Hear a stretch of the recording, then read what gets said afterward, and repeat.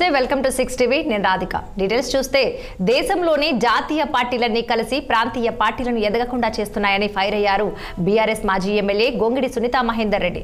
ప్రజాస్వామ్యానికి ఇలాంటి కుట్రలు మంచివి కావని ఆమె యాదాద్రి భువనగిరి జిల్లా ఆలేరులో ఆందోళన వ్యక్తం చేశారు.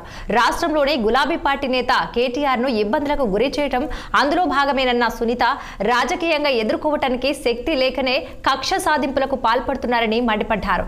స్థానిక సంస్థల ఎన్నికల్లో ఓటమి పాలవుతున్నారన్న నెపంతోనే ప్రత్యర్థులను ఇబ్బంది పెడుతున్నారని విమర్శించారు సునీతా మహేందర్ రెడ్డి.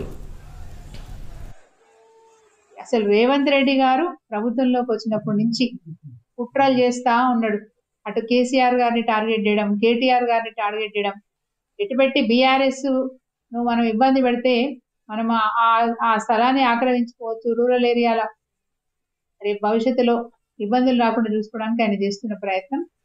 మరి గతంలో కేసీఆర్ గారు కూడా కాళేశ్వరం మీద ఈడీకి ఎంక్వైరీకి వచ్చినట్టుగా ఎట్లా బడేబాయి చోటబాయి కలిసి ప్లాన్ చేసినారో మనందరికీ తెలుసు. అదేవిధంగా కేటీఆర్ గారిని, హరీష్ రావు గారిని అనేక మార్లు అనేక రకాలుగా మరి కేసులు పెట్టి ఇబ్బందులు పెట్టాలని ప్రయత్నం చేస్తూ ఉన్నారు. గతంలో మనందరికీ తెలుసు కవిత గారిని కూడా కావాలని కేసీఆర్ గారిని మానసిక శోభ గురి చేయాలనే ఉద్దేశంతో కవిత గారిని 5 నెలల 11 రోజుల పాటు జైల్లో ఉంచినారు.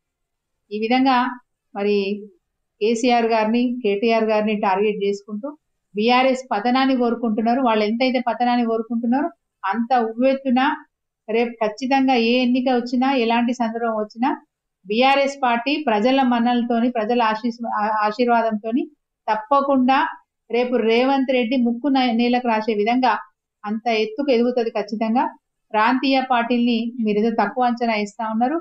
ఈ ప్రాంతీయ పార్టీ వల్లనే తెలంగాణ రాష్ట్రం సిద్ధించింది. ఈ తెలంగాణ రాష్ట్రం సిద్ధించింది కాబట్టే ఆయన టీపీసీసీ అధ్యక్షుడిగా మారి ఆ తర్వాత ఇలా ముఖ్యమంత్రి అయ్యాడు. ఇలా కేసీఆర్ గారు రుణం నువ్వు 1000 జన్మలు వచ్చినా తీర్చుకో రేవంత్ రెడ్డి. అంత గొప్ప వ్యక్తి ఆయన.